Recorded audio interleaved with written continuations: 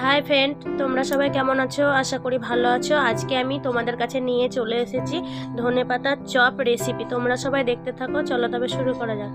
প্রথমে আমি ধনেপাতা নিয়ে নিয়েছি, পরিষ্কার করে ধুয়ে নিয়েছি।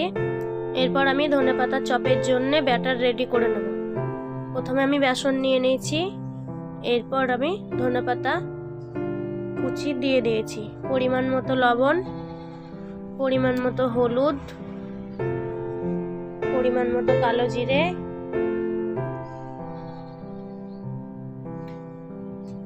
গোটা জিরে, স্বাদ মতো চিনি, আর লঙ্কার গুঁড়ো,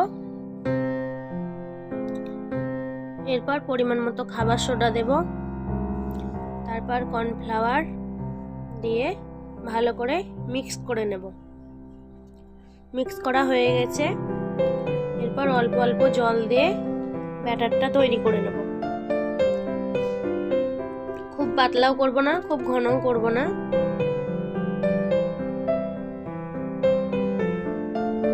দেখো, ঠিক এরকম ভাবেই তৈরি করে নেব।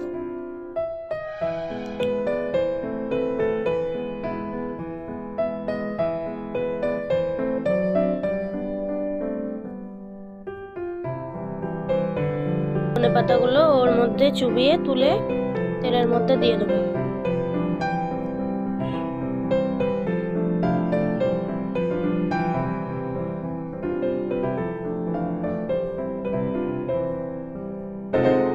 তেল গরম হয়ে গেছে, দিয়ে দিলাম।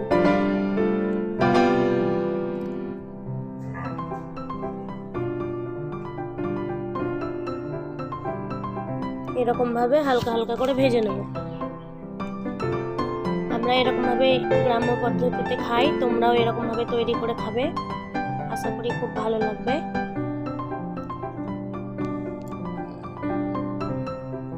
ভালো লাগলে অবশ্যই লাইক করে একটা সাবস্ক্রাইব করে আমার পাশে থাকবে আর নিত্য নতুন ভিডিওগুলো পাওয়ার জন্য।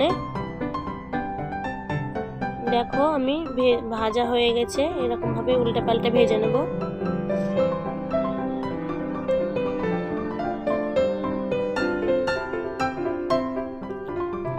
খুবই সুন্দর ও টেস্টি লাগে খেতে। তোমরা সকালে চায়ের সঙ্গেও খেতে পারো কিংবা সস দিয়ে খেতে পারো, খুবই ভালো লাগে খেতে। দেখো, ভাজা হয়ে গেছে। এরপর তুলে নেব। সবগুলো এরকম ভাবেই আমি অল্প অল্প করে ভেজে নেব।